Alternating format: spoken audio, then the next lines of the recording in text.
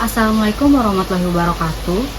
Halo anak-anak, semoga kalian dalam keadaan sehat ya. Jadi pada pembelajaran hari ini kita akan mempelajari materi sejarah perjuangan bangsa Indonesia. Ada yang tahu gak apa? Yang tahu? Yap, betul sekali. Kita akan mempelajari pertempuran Surabaya 10 November 1945. Sebelum kita masuk ke materi ke pembelajaran hari ini, alangkah baiknya kita berdoa. Berdoa menurut kepercayaan masing-masing dimulai.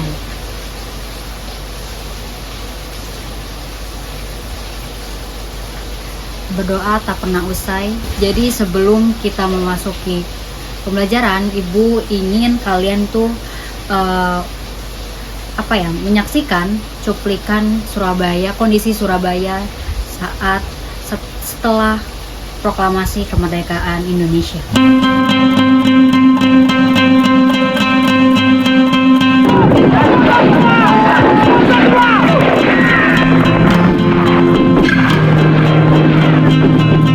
Hari ini dalam sejarah 10 November 1945 terjadi sebuah pertempuran besar di kota Surabaya antara pihak tentara Indonesia dan pasukan Britania Raya.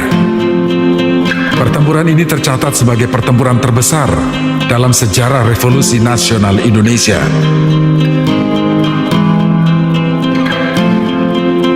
Kronologis awal pertempuran dahsyat ini dimulai dari menyerahnya Jepang tanpa syarat kepada sekutu.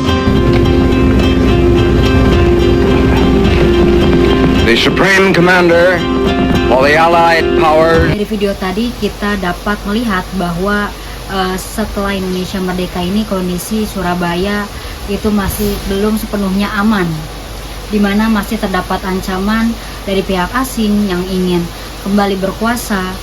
Hal inilah yang melatar belakangi terjadinya peristiwa besar di Surabaya saat itu. Lanjut ke tujuan pembelajaran. Setelah mengikuti pembelajaran hari ini, diharapkan kalian mampu memahami latar belakang terjadinya pertempuran Surabaya, mengenali tokoh dan peristiwa penting yang terlibat, serta menganalisis makna perjuangan rakyat Surabaya dalam mempertahankan kemerdekaan Indonesia. Ya, jadi dalam pembelajaran hari ini, Ibu menggunakan mode pembelajaran gamifikasi berbantuan media audiovisual. Model ini dipilih untuk meningkatkan minat belajar dan keaktifan peserta didik, khususnya pada pembelajaran sejarah. Penggunaan video sebagai pemantik dan evaluasi berbasis permainan digital ini melalui Bluechat diharapkan dapat membuat pembelajaran lebih menarik dan tidak membosankan. Latar belakang konflik udah masuk nih ke materi sejarah pertempuran 10 November 1945, di mana setelah proklamasi 17 Agustus 1945 Indonesia ini belum sepenuhnya aman gitu ya, atau belum merdeka lah istilahnya gitu. Di Surabaya ini kedatangan pasukan sekutu yang diboncengi kepentingan Belanda, menimbulkan ketegangan dengan rakyat, di mana ketegangan tersebut ini memuncak pada peristiwa insiden Hotel Yamato. Di Hotel Yamato ketika tiba-tiba Belanda ini mengibarkan benderanya, yaitu triwarna Belanda atau merah putih biru di sisi utara Hotel Yamato atau rooftop Hotel Yamato oleh warga Surabaya, dan langsung menaiki ke atas rooftop Hotel Yamato untuk menurunkan bendera triwarna Belanda itu dan merobek di bagian warna birunya. Jadi sisa merah putih lalu dikibarkan kembali sambil meneriakkan merdeka, merdeka, merdeka. Pidato tokoh masyarakat membangkitkan keberanian rakyat. Jadi di mana itu ada suara resolusi jihad juga dari Kiai Hasyim Asy'ari dari Nahdlatul Ulama, di mana itu berisikan ini juga yang ditetapkan pada tanggal 22 Oktober 1945 yang berisikan melawan pasukan sekutu itu hukumnya fardu ain bagi setiap warga Surabaya. Pidato dari Bung Tomo isinya merdeka atau mati. Menuju pertempuran, pasukan sekutu yang tergabung dalam AFNE ini mendarat di Surabaya dan mengeluarkan ultimatum agar rakyat itu mengibarkan bendera putih sebagai tanda menyerah. Lalu ultimatum ini tuh langsung ditolak sama rakyat Surabaya karena itu dianggap mengancam kemerdekaan Indonesia. Melakukan tersebut itu makin memperbesar konflik antara rakyat Surabaya dan juga pasukan sekutu. Jadi puncak pertempuran terjadi pada 10 November 1945 ketika sekutu melancarkan serangannya secara membombardir, di mana ada darat, laut maupun di udara. Di mana ada 20.000 tentara sekutu yang memakai 20 tank yang canggih. Lalu ada 23 artileri itu semacam meriam lebih canggih. Lalu untuk di darat, untuk di laut ada 13 kapal perang yang lagi-lagi isinya itu ribuan tentara sekutu untuk di laut, dan untuk di udara itu ada ratusan pesawat tempur yang sangat canggih. Pertempuran ini berlangsung pada 20 hari atau kurang lebih 3 minggu yang menewaskan ribuan pemuda ribuan warga Surabaya yang bervariasi di antara 6.000 sampai 20.000. Itu terdiri dari pemuda Surabaya yang bertempur tadi, lalu juga ada warga sipil yang dimana itu kebanyakan wanita dan juga anak-anak.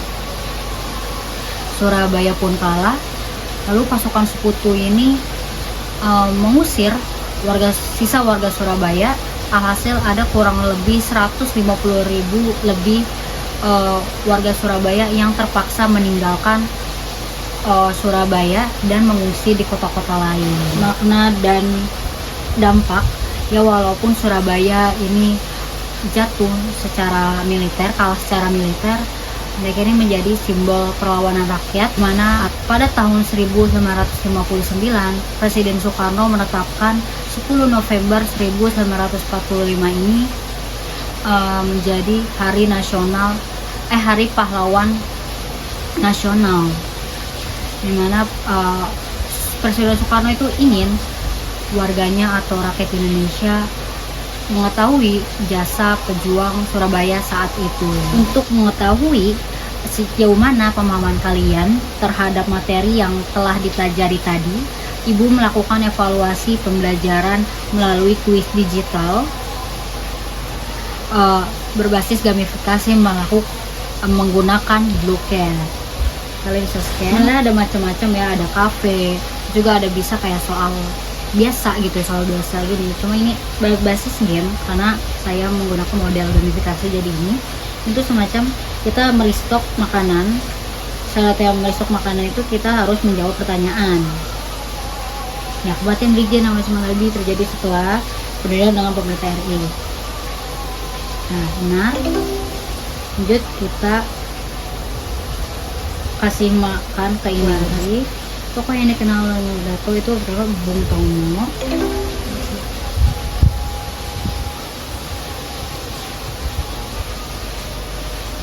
Sini kalau misalnya udah, kita bisa membeli makanan gitu. The next day. Salah. Kalau salah kita lanjut. Kalau misalnya ini jawabannya salah, ini langsung ke bagian pertanyaan selanjutnya sampai bisa ngerestock makanan lagi gitu.